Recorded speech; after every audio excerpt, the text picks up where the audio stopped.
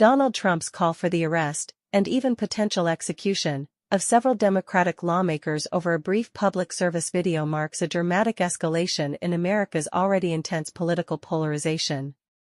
The controversy began when 6 Democratic members of Congress released a video reminding military and intelligence personnel that they are obligated to refuse illegal orders.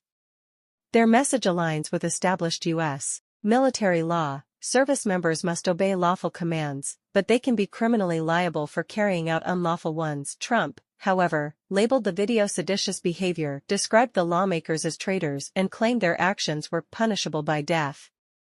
He urged their arrest, framing their reminder about illegal orders as an instruction to disobey the president.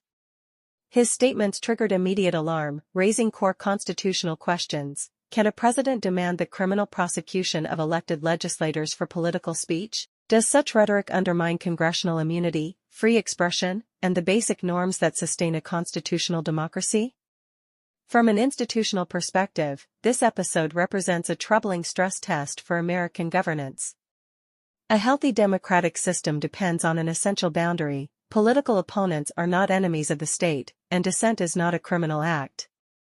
When an executive leader invokes national security language or capital-level criminal charges to target political adversaries, the rules of democratic competition begin to erode. In an era already defined by extreme polarization, a president threatening lawmakers with sedition charges and death penalties crosses a line that American democracy has rarely confronted. The clash also exposes a deeper tension involving civilian control of the military.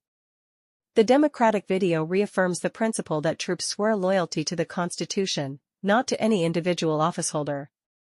Trump reframes this as a direct challenge to his authority, implying that loyalty to the president supersedes legal constraints. These competing narratives, constitutional duty versus personal loyalty, mirror classic fault lines in democracies under stress.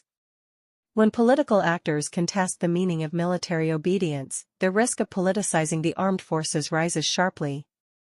It highlights the fragility of democratic norms, the vulnerability of institutions to populist pressure, and the difficulty of sustaining mutual legitimacy between rival political factions. The United States faces a pivotal question: if a president can denounce legislators as traitors for expressing legally grounded opinions, and publicly call for their arrest, can the country still maintain the trust, restraint, and rule-bound behavior required for democracy to function? In other words, is America approaching a moment where ordinary political disagreement is redefined as criminal sedition? And if so, what remains of the democratic system's foundational safeguards?